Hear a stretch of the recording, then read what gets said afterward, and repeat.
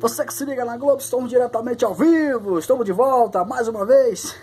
Esse pessoal que era futebol de novo, né, galera? Mas é o seguinte, vou mostrar pra vocês aqui um colete muito da hora, galera. Vocês estão pensando, pô, vai ser um colete padrão, meio bem da hora. Não, galera, esse colete aqui vai ser um colete de papelão que um amigo meu fez aqui. Como eu ainda não tenho colete, né?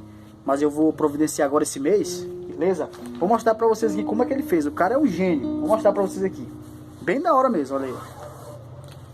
Tá até pesado, velho. Te liga aí, te liga na obra do cara aí. Saiu até uma caixa aqui, cadê?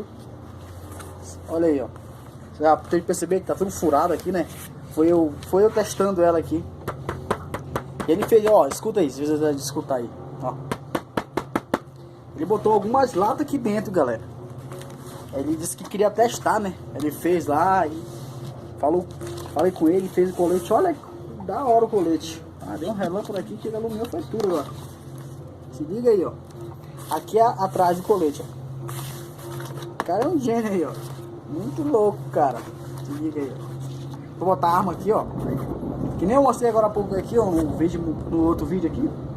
Deixa eu pegar aqui. Ele pegou o mesmo desenho daqui, ó. Olha aí.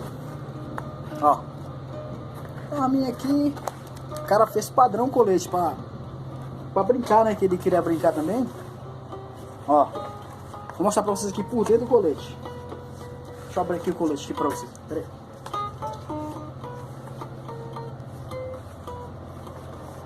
Deixa eu ver se abre, que é difícil pra caramba que abrir. Eu tava errado. Isso aí, cara.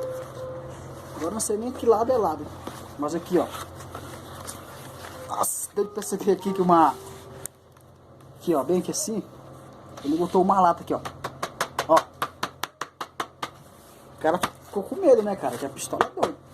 Se liga aí. É muito da hora, galera. Beleza? Vou mostrar pra vocês aqui. Tem até uma bala aqui grudada ainda no colete ainda. Bem aqui assim. Vocês perceberem? Mas é bem aqui, ó. Cadê? Bem aqui assim, ó.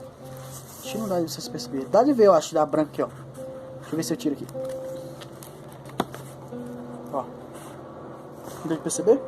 Não, tá errado. Aqui, ó. Vem aqui, galera, ó. Tá branco aqui, ó. Ó aqui a bala. E a bala tava bem aqui, galera, ó. Fiada ainda. Vocês veem que o cara fez um colete bem da hora, galera. O cara é um gênio, né, cara?